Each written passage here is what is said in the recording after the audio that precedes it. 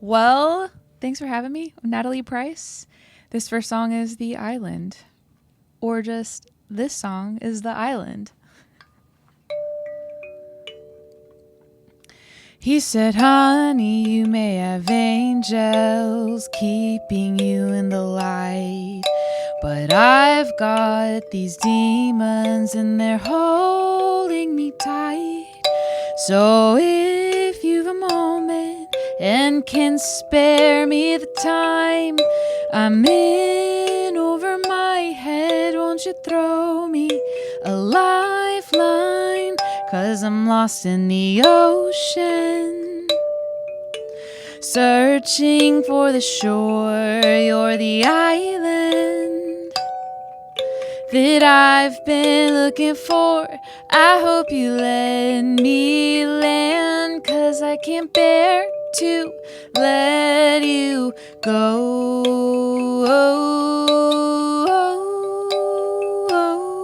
He said, love, I'm a man. I've been wondering so long. I'd almost lost all hope you existed at all. But I see you and I feel you. You can't be a ghost. If you're willing to see me, then I have to know. 'Cause I'm lost in the ocean, searching for the shore. You're the island that I've been looking for.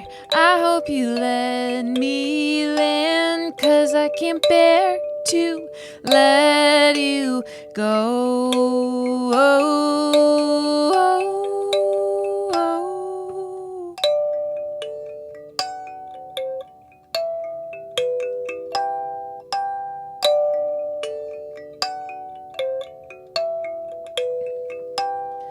You're my sunshine, my refuge, my peace in the storm. You're the reason I'm seeing stars I've never seen before.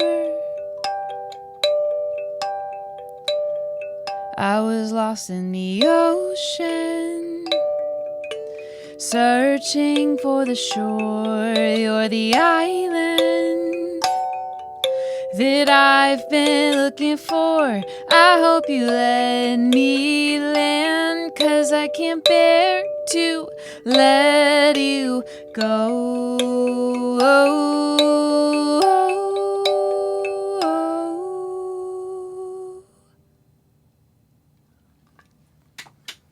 Awesome.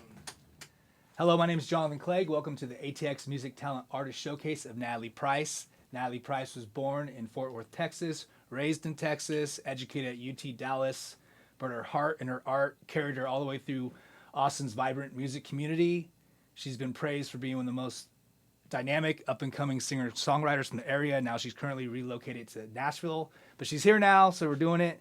And I believe she's still going to be a huge part of the Austin community out here. I'm sure you have a lot of roots out here. Natalie's music blends Americana, indie rock, melodic pop, gospel. She likes to dub her music Ameria-kinda, which incorporates a grit and grace. Her 2023 debut self-titled album is a collection of songs that deal with believing in yourself, reconciling expectations with truth, and continuing to write even when it's hard to find the melody. She has an uncanny ability to incorporate private emotions in the songs that we can all recognize. So Natalie, thank you so much for being here. It's an honor. I'm a little nervous. No, thank you for having me. Yeah, you were one of the first artists that I saw out here in Texas when I moved at the Dripping Springs 2021 Songwriters Festival. And that solidified my love of the area. It was so cool. You were so amazing. My partner and I were just blown away. And we were just like, I think you were the first actor we saw. We were like, we almost weren't going to go. And we were just like, oh my God, this is so amazing. We couldn't believe the talent, and just kind of, our first experience in the Austin music scene, and I just fell in love with it immediately. And actually, I brought my cup. Yay. From there, if you can sign this. Totally. Dripping Springs, what a great introduction into Central Texas music. That's one of my favorite festivals just outside of Austin. Mm-hmm. Very cool. I promoted on the show before, but you guys haven't been. You go to town in Dripping Springs. You bounce around from the venues. It's free. Every venue rotates the artist. Such a good experience. Just quality of people, quality of art. It was just, unlike anything I'd ever seen before. And I just love it. Absolutely love it. And I think you were there. I saw you again. You played the kalimba. Yeah, probably. Yeah, the kalimba. Am I saying that right? Kalimba? Kalimba. Whether it's the simplicity and haunting simplicity of the kalimba on your song The Island, or like the vulnerability and ache of All We Need. Like your songs really do capture your emotions and in a very accessible way. But the kalimba, we used that. We gave out kalimbas for my daughter's second birthday party because of that performance. Cool. I mean, her mother's always been into it, but when we saw you perform your song The Island, it was like, oh, this is so mesmerizing and really cool. It's something that we hadn't seen before. I love that. Yeah, so we everyone gave got out. a I meant to kalimba. bring one. It was just a little mini one, but Cool. I know you already have a real one, so I just wanted to bring that out. That was like an important part in my life with her 2-year-old birthday. You had an influence on that, and we had just met. Oh, that's so sweet. Yeah, and this interview is happening by chance. I reached out to Natalie months ago, and you were moving to Nashville, and you were going to be back here in June or July, I believe, and I ended up being in California. And so we met by chance. I went to a cafe that I usually used to regulate often, and I wasn't going to go in. And I went in, and Natalie was there, and so I asked her to do the interview, and here we are. It's a couple days ago, so I'm super stoked on that. Amazing. And just again, just an honor. Yeah, absolutely. Thanks for having me. Yeah. So 2023, how long did that take to get that album together? Wow. Well, most of those songs were written after the EP I released in 2019. So, and like one of those songs was written before. So most of those songs were written in 2020. And then I went into the studio in 2021. And then because I'm an independent artist, it takes a little bit longer to put things out sometimes. So I put it out in the end of 23. Okay. And I'm sure COVID, were you in the middle of doing this during COVID?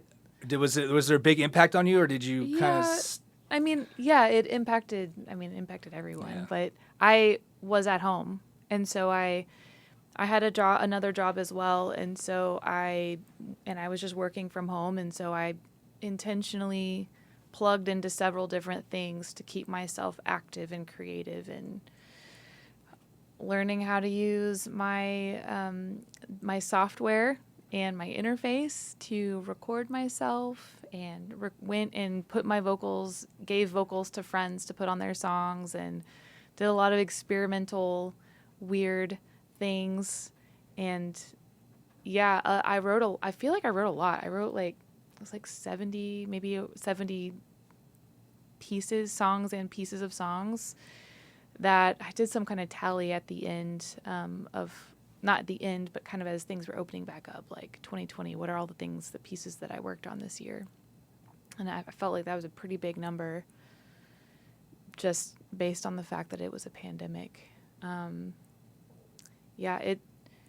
just rambling now and thinking back to it. Most of the songs were written during COVID, and so there's bits and pieces that are directly about the weird times, or how I felt during the weird times, or the things that I missed when we couldn't do anything. Yeah, so it's wild. When I think back to it, I hate saying it, but that pandemic time was almost, despite what was going on in the world, and I feel sorry for everybody that didn't have the same experience I did, but that was almost one of the best times of my life, because of reasons like you said, because I'm an artist and I was isolated with my partner at the time, and it was kind of like we were able to focus on ourselves and our art and write so much. And it's kind of like the reason why I'm in Austin, because we were in Northern California and it was so locked down there that we had best friends that were down the street that we didn't see for 6 months. And so we came out here to visit, and it was wide open compared to us. And we moved here 28 days later, and we never looked back. And it was just like the best decision we ever made. And it's like it wouldn't have happened if COVID didn't exist, and I owe everything I'm doing now to that time. So it's weird to reflect back on it. It's obviously not everybody had a positive experience, but Well, I think if you're alive now, that means that you've survived. Yeah. And there is something to be said about a difficult time bringing out the strength in people because we're resilient. And it, for sure brings out some of the worst in many people and brought a lot of us through some dark moments. And I think looking back, it's hard to believe it was real because looking back, it feels almost like a dream, kind of a bad dream. We lost a lot of people too. So it's a weird, I don't know, it's such a weird thing to think back on. And like you said, one thing that I almost have a question for you, and it's, what do you think? It's a question I've thought about too, because I have also, there's parts of COVID I look back kind of longingly on, and some of it was creative output. But that was at a complete sacrifice almost to social interaction. Yeah. And so I'm curious, when you say that, what to you do you miss about it? And like, is there something that we can do in our lives today? I feel like we're pendulum swinging to the other extreme of doing too much. Yeah, I think we're going to be processing it for the rest of our lives. And it's just now people are starting to realize the psychology behind like what it actually did to us, because now that it has settled down so much, it's like, oh my God, like we're away from family members, pitted people against each other on their beliefs about vaccines. Or masking. So it just was, I don't think, it's just, I feel like everybody's kind of going a little crazy because it's all kind of subconsciously coming out of us. But what do you miss? I guess what I miss is I miss just being with my partner and kind of in our own little world and not having the distractions. Like, I'm a very social person. It was very hard for me, but also I get very distracted. And it was kind of like I had done enough socialization. And I had all these things to write about, and then it was kind of forced me to kind of look within, and I was able to work on stuff that I hadn't been able to work on because I was too focused on maybe socializing. And also not having to work. That was kind of nice. Got furloughed. I think that's the main thing of it. Okay. I got furloughed and I got to stay at home, and my partner at the time was working from home.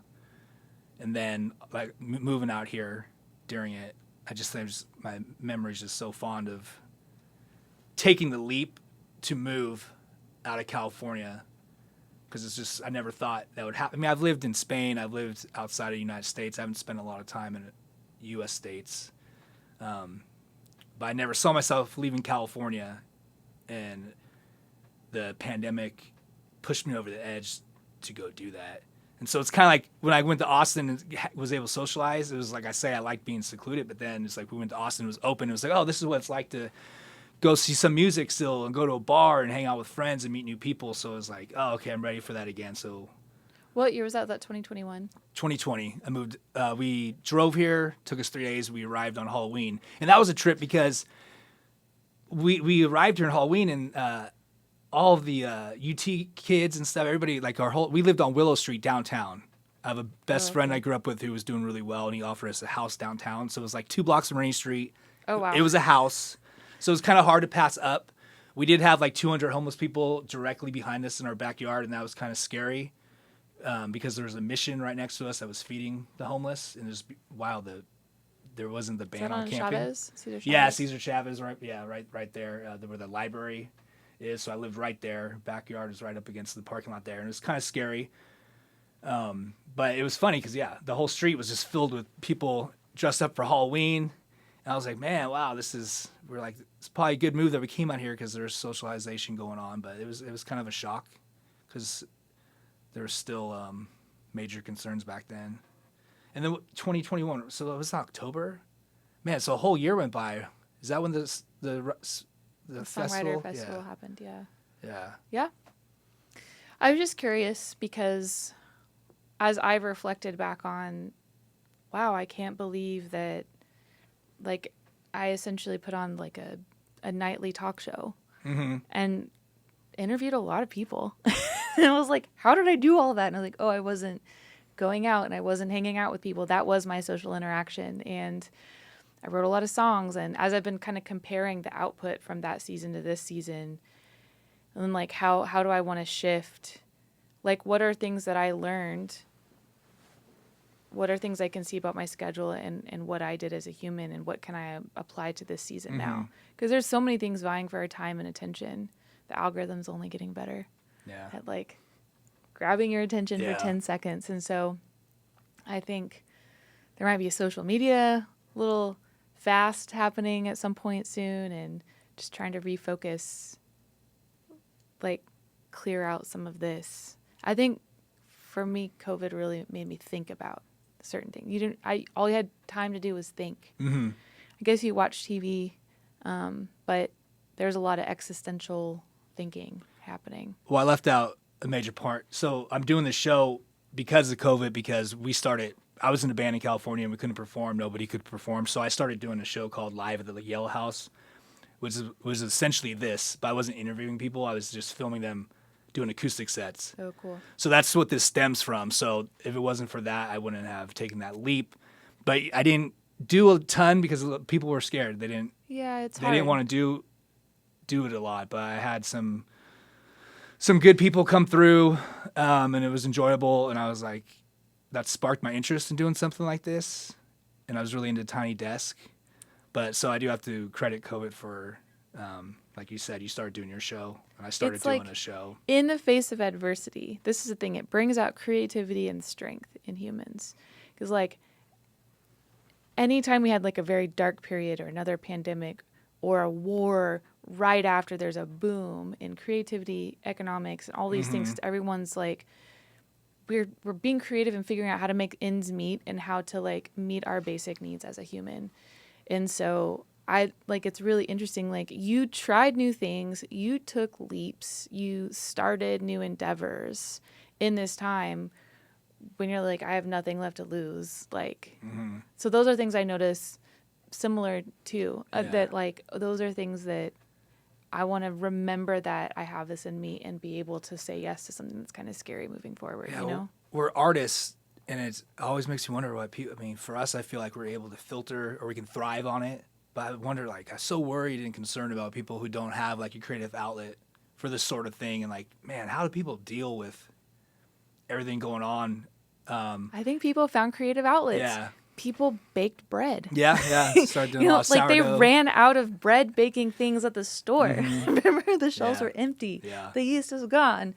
People, like, danced on TikTok. Yeah. People became comedians and told jokes and made videos and, like, learned how to use video editing software and, like, filmed constantly. And people were creative, maybe not as an artist officially, but, like, we are creative beings. And so I think that is how we survived. Even if it was, like, trying new word puzzles or Sudoku or whatever, or, trying something new, like watching a new show on TV. Maybe that's a big step for someone, I think we were all forced to do a lot of different things. Even, like, masking or being socially distant, or, like, waiting in line at the grocery store for someone to bring groceries to you. Like, there's a lot of things that were different, and it forced people to, like, out of routines. And I think that is really healthy for us, in seasons, to, like, change things up. And maybe there's a better way to do some things. I love being able to order groceries in advance and have them delivered to my car, because then I spend less. Yeah. Were you in Austin? Were you in this area when that happened? Yeah. Yeah. We used to, like, we were wearing gloves and, like, everything, it was so wild. Everything we were touching, door handles and shopping carts. Wiping everything down with, like wipes and everything. People were, and, like, taking groceries we were, home like, and wiping down. groceries. Yeah. It was so weird. I'm like, this is a bag of flour and I'm spraying it with, like, what am I doing? Yeah, wild. Yeah. Yeah. I mean, some things I have adopted from COVID that I've kept. I bring my own microphone to shows. If I don't have my own microphone, or I can't use it, or there's a possibility someone else is going to be using my microphone, I usually try to bring antibacterial wipes, because not just COVID, but other crap is going around. It's a good tip. And even now, there's a bunch of stuff going around right now, and, like, people are dropping like flies. I'm like, oh my gosh, don't share mics. Yeah. It's a good point. Listen, Austin, do you have a manager? Do you do everything yourself? I'm an independent artist right now. Awesome. How's the transition to Nashville. I don't want you to have to bash Nashville, Oh, but I've never been. It's different. And being there a little more, there's like definitely some compare and Is contrast. this a career move? Yeah. Okay. I've had to focus a little this season because any change is a big change. But I've been in Austin like 15 years. I laid down so many roots I didn't realize until I'm in a new place where I have been laying down some roots and making friends for years. But then like being there every day is different. Yeah. And someone said it out loud recently and she said, there's not really anything to do that doesn't involve drinking. I said, oh my gosh, that's true. Anytime anyone invites you out to something, it's either a music show or drinking or both. Mm-hmm. It's very rarely like, come and make pottery with me or let's go walk the trails or, whatever. Yeah. Like Austin has a lot of diverse things to do in this town. I really love that about Austin. So there's certain things like that are taking getting used to.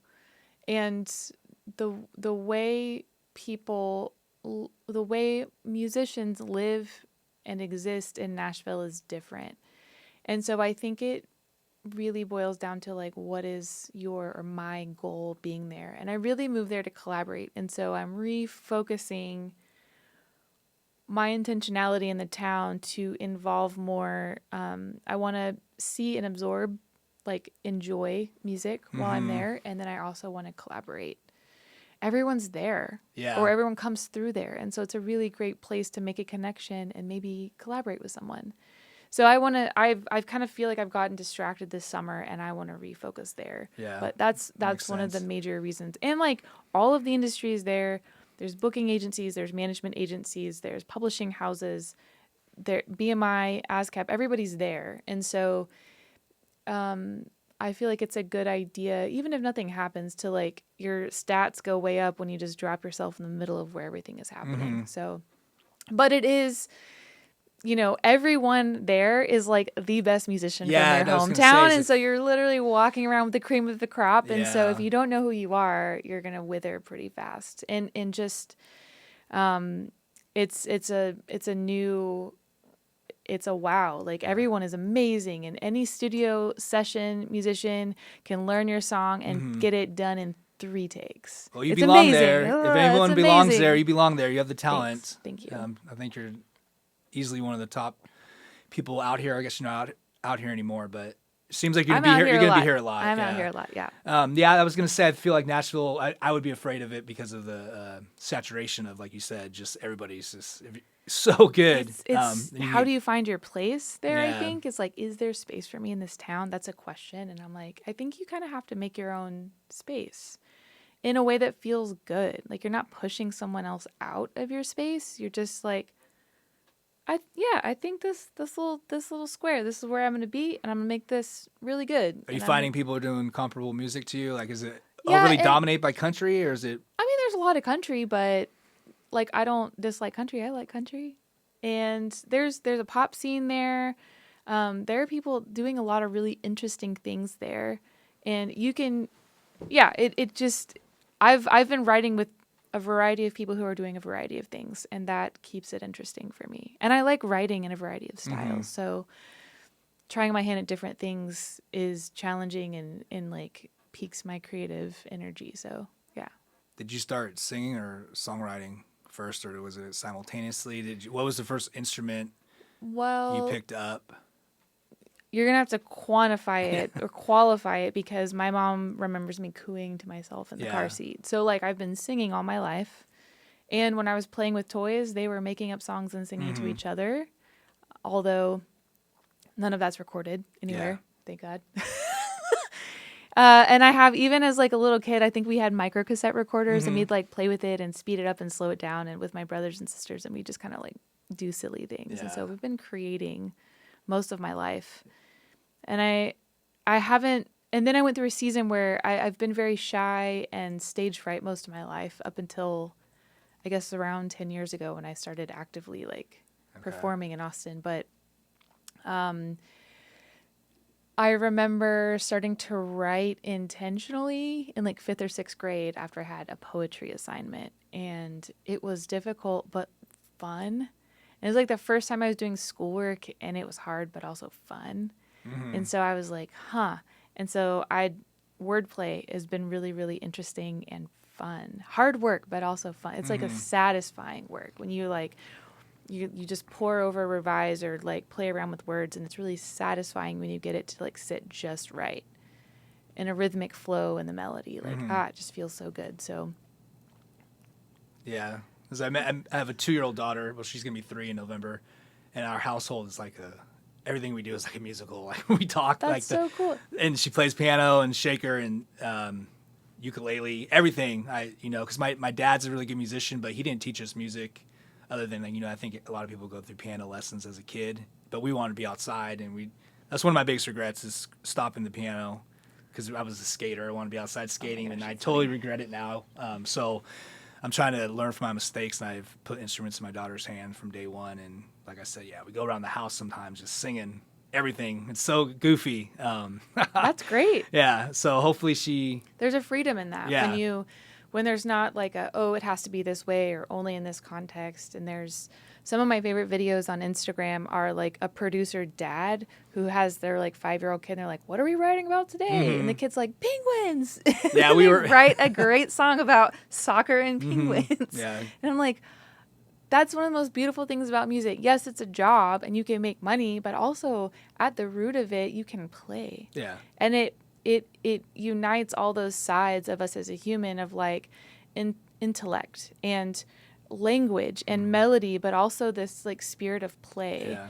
And the so vibrational thing going. Yeah, like I have to remember, like, especially it can be all consuming and it can be frustrating if you're not making money. And I found myself in a frustrated place recently, and I'm like, I just want to like remember to play, because that's why we got into it, or why I got into it, is because it just it hits all of those things that I need, including this joyful, it feels good to play. So yeah, it's always sad when you come across somebody who's very talented, but they're just distraught or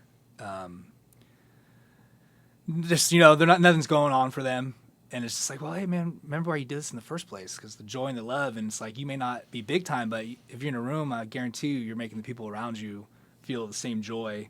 And it's just, music's a beautiful thing. It's part of humanity and crosses all cultures. So I try to be as encouraging as I can to people I know who are down and out about it. It's not always about the fame or the success. But yeah, you seem like you have a really good attitude about it.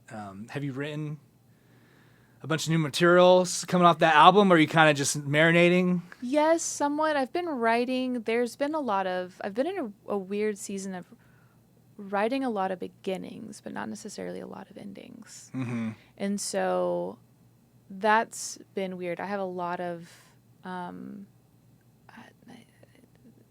not junkyard or graveyard, but like things in the works, I would say. Sometimes it's hard for me to like finish a song with a new person when we're co-writing. Yeah. And so we have like part one, we have like a verse or two, or the chorus and a verse or something. And so like, there's a lot of things being worked on. There's not a lot of new songs that are in my regular set. There's probably like 3 or 4. Do you co-write songs. often?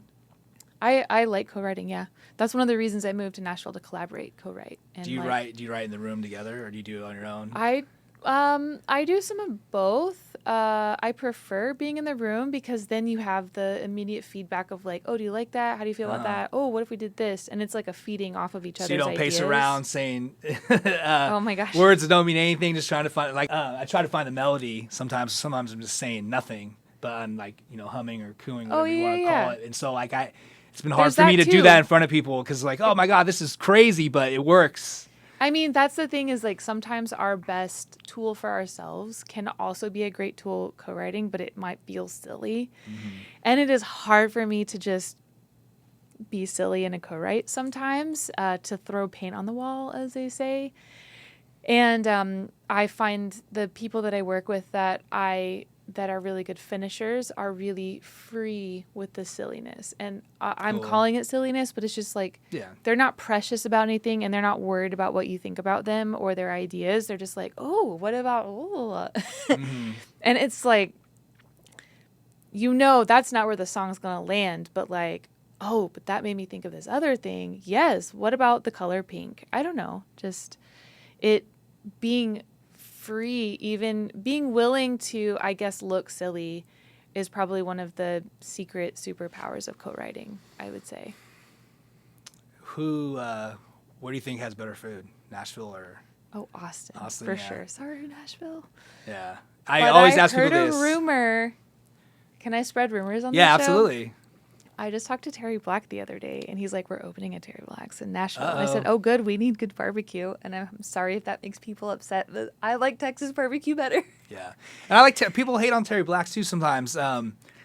It's so good. When people come to visit me, it's the first place I take them, just because it's just shows them the whole thing. It's like you got this big cafe. People are serious about barbecue. Yeah, And I used to feel live next to Franklin's. Yeah, oh and my I gosh. didn't even know. Oh my- you know, really? didn't even know. We were like a couple blocks from it, and we never. I've never done the thing where you stand out at 5 a.m. Yeah, I'm not. But I have tasted it.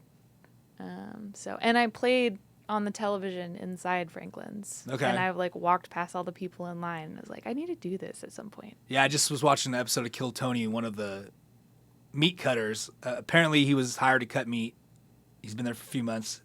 They haven't let him pick up a knife yet, but he was explaining the whole process in line and how, you know, people are there way before they open. So he's going through, and it's like before they even open, they already know like when they're going to be out of stuff, because they're asking people in line like what they want to get. And so their job is like to let people know like, hey, you've been here for 3 hours. We're out of beef ribs type of thing. But when I lived behind there, I didn't think they were open, but they were, and there was no lines.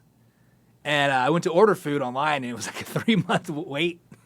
So I didn't know if that was correct or not, but we never went. And then we also lived next to Le Barbecue, which is now a 5-star Michelin restaurant. And Wow. I just regret. Did you eat there? No, never had. And I drove past it every single day. You know, I could have walked there. And there's a lot of times when the line, maybe 3 or 4 people outside, and I would call my partner and be like, hey, there's no line here. Do you want to go? But she's not really into barbecue. Not at the time. I think she's grown into it a little bit more, but. It's sometimes, okay, I will Have say you this. been The thing about food and Texas food and Austin food, when you first move here, it maybe takes just a little bit for it to grow on you, because it's definitely a change and a shift. I remember, I think I went, where did I eat? Torchy's Tacos, and I came from the Dallas area, and it's mostly like chains, big Okay. chains, restaurants. And so I was trying this place that was a local chain, and I was like, there's something that I taste in every single taco. Like I don't know if it was like lime or cilantro or something. There was something they put in everything that I tasted here that I didn't really like when I first moved to Austin, but have come to love. So I'm not actually sure. I never figured out what it was, but I mean, I don't even notice it anymore, and I love it. And and Torchy's is great, but there's a lot of really, really great, and I don't want to say better places. Torchy's still has the best queso. I will say that. Like, All right. you get the queso at Torchy's, it's so good. So I actually good. had. And there's a secret had it menu. recently. You can Google their secret menu and order off the secret menu. That's a lot of fun. All right. Yeah, just one of the girls we had, Jessica Healy, she really likes Show Me Pizza.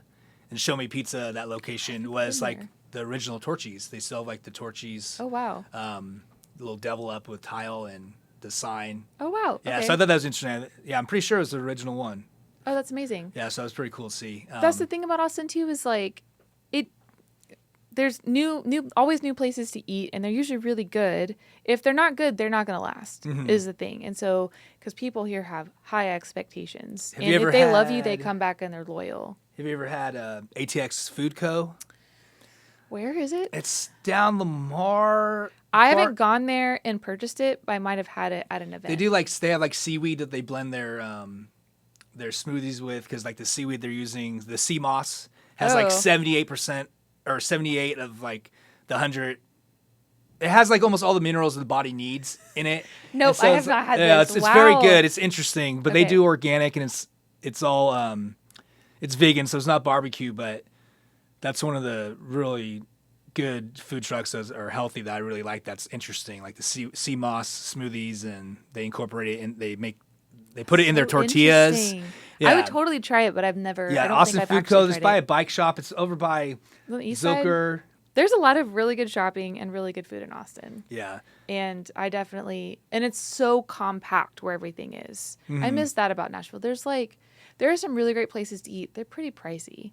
So as I've been, and I mostly right now when I just miss Texas, I've been trying to find something similar. And so like I found El Fuego has a, oh my gosh, they call it cheese dip. It's not cheese dip, it's queso.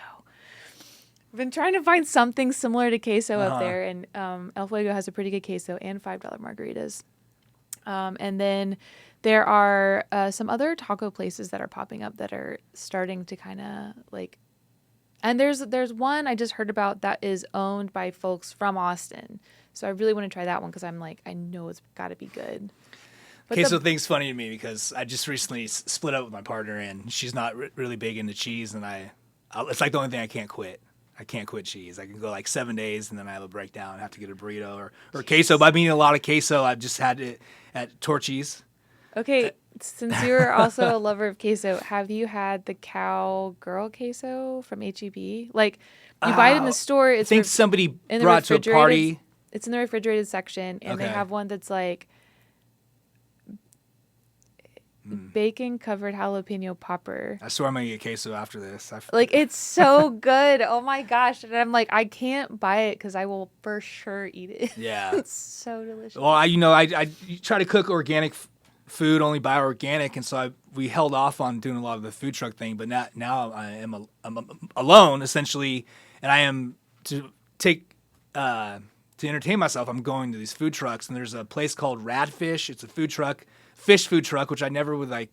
I'd be kind of skeptical to try, and it's been near my house over at Drifters Social Club, Okay. which is South Austin by Armadillo Den Okay. and Moon Tower. And I've been avoiding this place, and I've finally had it, and oh my God, it's like my favorite food truck right now. It's called Radfish.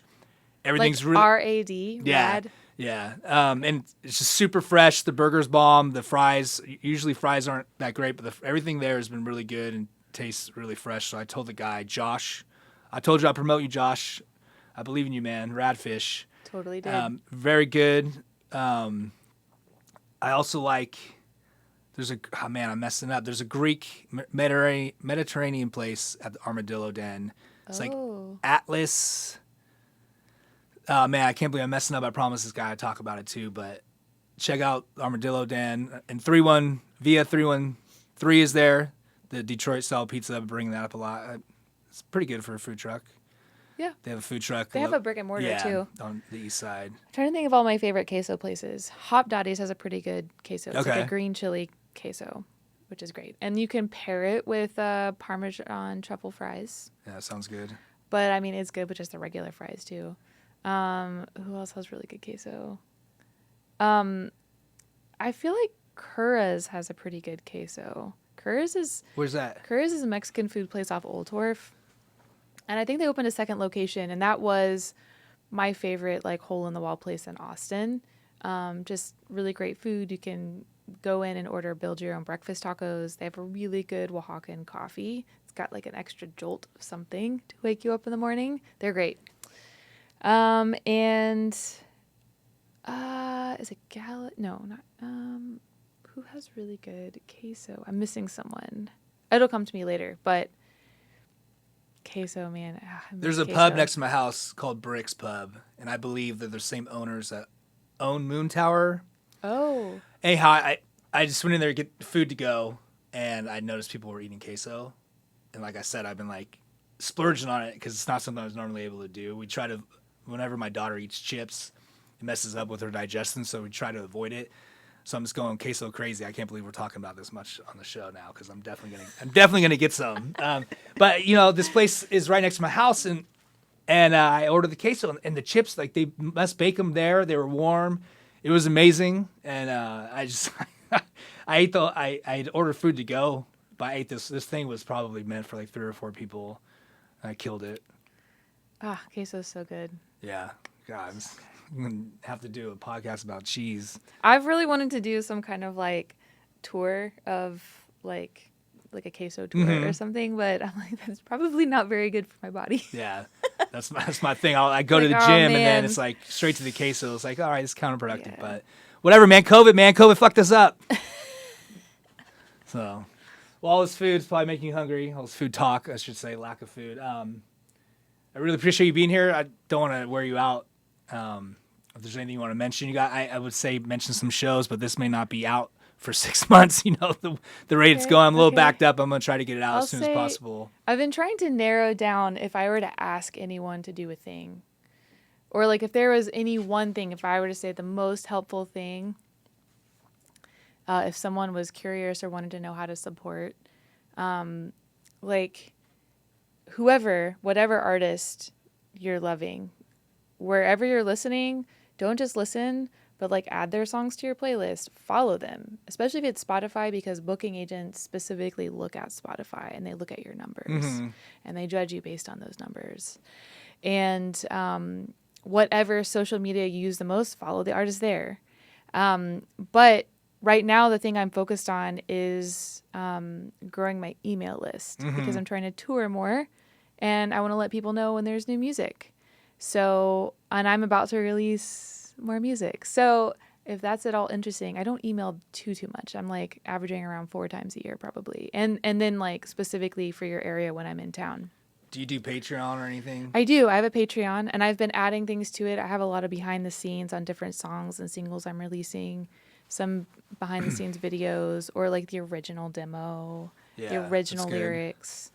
Yeah, so that's a pay what you want, I believe. I talked about this on my last show about the pressure when people are subscribing to content. Some people are worried that they can't live up to it. If someone really wants to like make music happen, people can send a Venmo or a PayPal. Literally, if you're like, I want this, because like even if that doesn't result in a song being released the next month, it might actually indirectly, because that money might actually go to paying the artist rent that month, which frees them up to write the song that's going to be your next favorite song by that artist. So like, yeah, that direct support like that is huge. And let's see, a couple of people did I will put all your stuff on the screen. Okay, a couple of people did that for me during COVID, and that was like the biggest blessing. And they just put like grant on for like tax purposes or whatever, like. And it's just, and sometimes, like I'd always find a way to say thank you. Like maybe it was, there's like a special email list, like where I just email you directly and tell you about the stuff that's happening that nobody knows about. Like, I'm going to go overseas and do this thing, and I'm going to release this song at this point. There's different, it's crazy how supportive you can be as just a person to an artist. But the basic, most free ways are just literally following them wherever you're already. And then the thing that artists can't really pay enough for it feels like it costs a lot of money to try and grow, is the email list. And so if there was if I were going to ask for one thing being here today, it would be follow my email list. I've been recently trying to make a point of that because I've been interviewing artists, of course, and they've been bringing that up. And it's like, just like I just started following you on. It sounds so 1999, yeah, but I've been learning that if Facebook disappeared tomorrow, if Instagram went away, if TikTok got banned, I don't have access to anyone's information that follows me on those platforms. The only information I have is the information people give to me, which is an email list. Yeah. And you know what, you brought it up earlier, but it's not even social media anymore. I heard some experts talk about how, because you said the algorithm, it's like super focused on your likes, the things you're into. So it's no longer even social. It's like totally just pinpointing and targeting. How can I get you to keep looking at the screen so that I can put an ad every other clip so that maybe you'll buy this thing that people are paying to advertise? But yeah, I've been following people on the email list, and I've been finding out more about shows that I otherwise wouldn't have. So yeah, I'm an advocate for that for sure, 100%. So that's a good point. And I just started following you on Spotify, and it's just kind of like what happens, like, as I have this YouTube channel, I'm trying to get subscribers. And it's like, I'll get like 20,000 views, but I have like 100 subscribers. Like, oh man, I need the subscribers, right? Yeah. But I watched Tiny Desk. I've been watching it for like 10 years, and I don't even subscribe. So it's like, oh yeah, So I'm trying to make it a point to do that with everybody that I come across. So subscribe, check out people on Spotify, follow them, add them to your playlists. Join their email list. If you don't like email lists, I will say, here's a little hack. If you follow them on Spotify or on Bands in Town, those two entities will automatically send you an email when that artist is coming into your town. Okay. All right. Well, I'm super excited to share your music with people who are outside of Austin, and Yay! I can't wait. And again, it's an honor. Thank you for having me. Guest of your caliber would have been like, my goal for a year from now. So super excited that you made it. It was a pleasure so much. Thank you. Absolutely. Thank you. Thank you again for having me. I'm glad it worked out. Well, this one is a love song. Wrote it with a buddy here in town, in Austin, Ben Jones. And we had a lot of fun with it. Neither one of us was dating anyone at the time, but sometimes that's the best time to write a love song. It's called Monday and Tuesday. You're my Monday and Tuesday and Wednesday and Thursday and Friday night. Every Saturday, Sunday, and suddenly I'm running out of time. I'd take more if I could. Nothing else feels this good. You're my Monday and Tuesday and all of my every nights.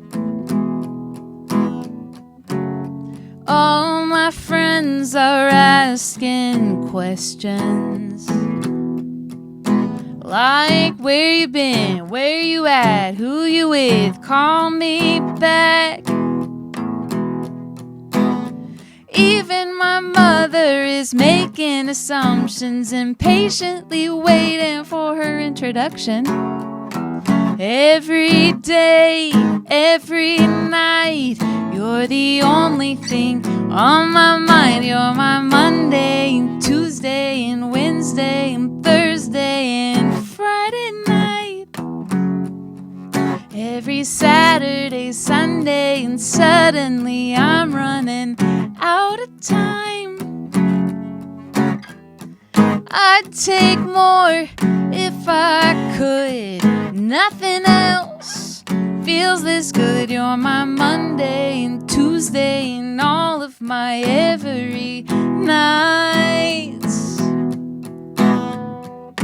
You're the first thing I think of in the morning, the last thing on my brain when I turn out the lights. I can sense when you walk in the room. If I am the night sky, you are the moon. Every day, every night, you're the only thing on my mind. You're my Monday and Tuesday and Wednesday and Thursday and Friday night. Every Saturday, Sunday, and suddenly I'm running out of time. I'd take more if I could. Nothing else feels this good. You're my Monday and Tuesday and all of my every Monday and Tuesday and all of my every Monday and all of my every night.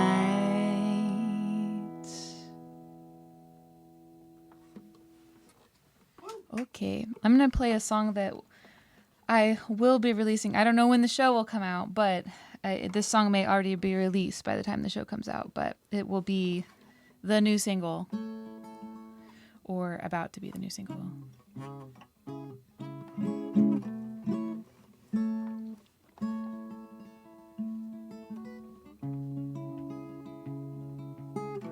It's called Behind. I was inspired by two of my younger brothers purchasing their first homes. And I tell people I'm a songwriter living in Austin, Texas, so I don't own a home yet. And now I'm in Nashville, and it's not that far behind Austin in prices. So this goes out to you if you're feeling behind. Going nowhere so much faster than I care to confess. I'm in the same place where you left me, dealing with the same old mess.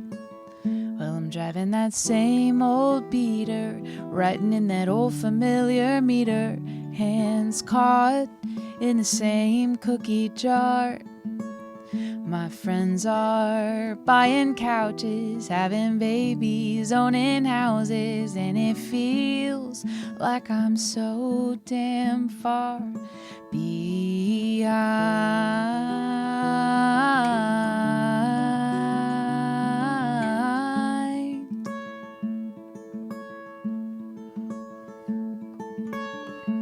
Off the highway near Barton Skyway, so many memories here. A couple first dates, hiking long days, wondering where I'd be in 10 years. Well, I'm driving that same old beater, writing in that old familiar meter, hands caught in the same cookie jar. My friends are buying couches, having babies, owning houses, and it feels like I'm so damn far behind.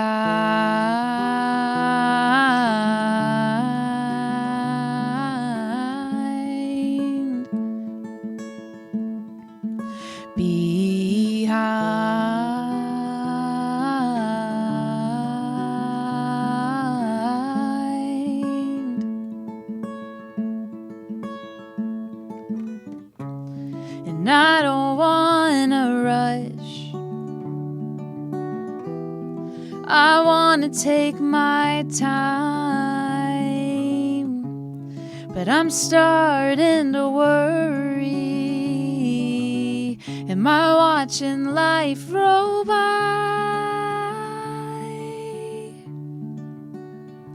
Driving that same old beater, writing in that old familiar meter, hands caught in the same cookie jar.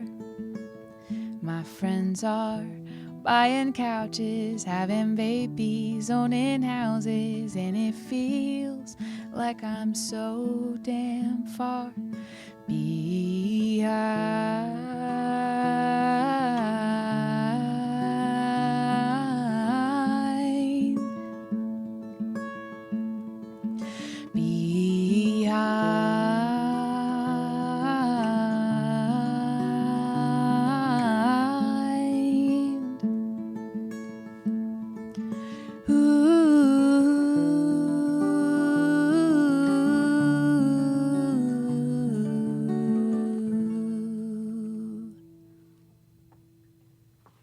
Great song. Thank you. Okay, got a couple more left for you. If I can find my pick. Got it. This song is called One Foot in Front of the Other, and I just released it in September. What month are we in? What day is it? And it's the best, probably, introduction to Natalie's song. It's 100% true. And if you have questions, I guess send me a little message, and I'll explain the situation. Hope you enjoy. 2 polo shirts and a navy A-line skirt straight from the Land's End. So anxious about a new school, 'cause I'd been homeschooled up until then. Nervous and scared, how do I walk in there? I put one foot in front of the other, took a deep breath, and I squared my shoulders. Still afraid of making mistakes, but what could be seem like such an adventure?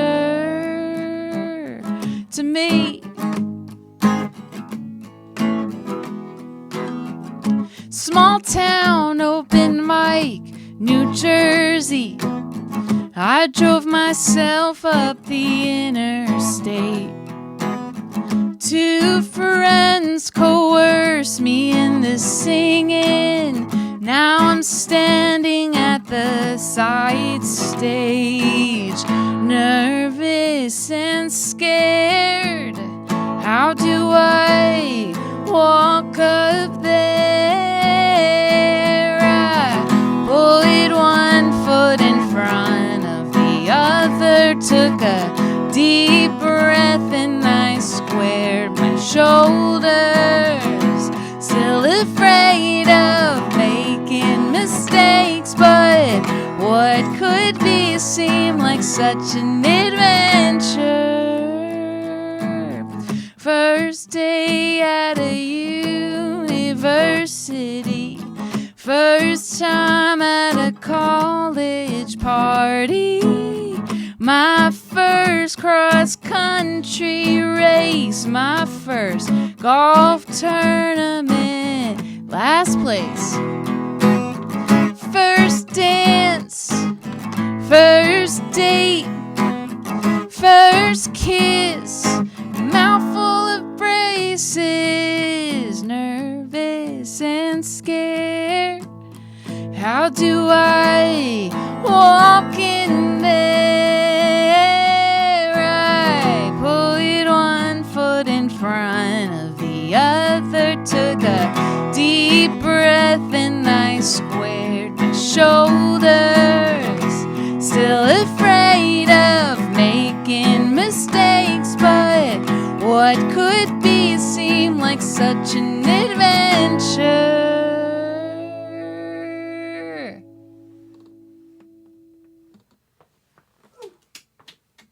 Thank you. And thank y'all so much for having me. I'm Natalie Price. Well, this is my last song, and it is towards the end of the album I released in 2023. It's The Quiet Moment. It's about wanting to love but being afraid to love.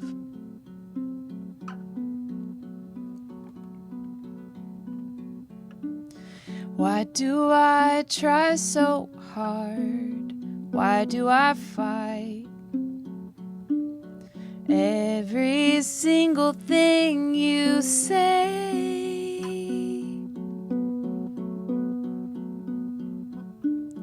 Why do I complicate and twist your words? Is it that I'm afraid of what I'm worth? Don't give up on me. Don't give up on me. Well, I wanna love with everything I am, but I'm afraid of loving you.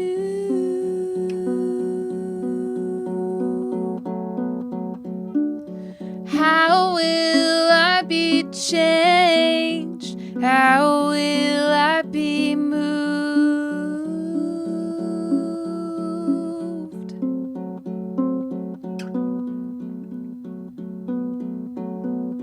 Don't give up on me. Don't give up on me.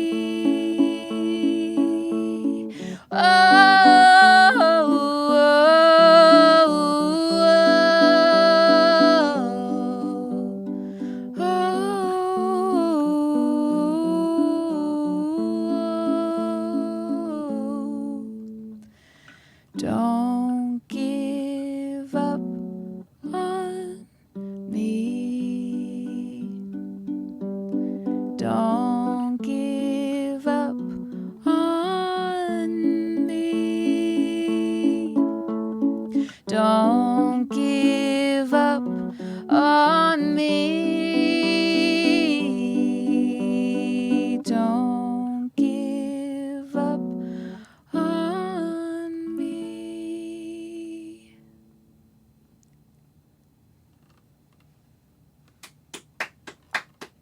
Thank you.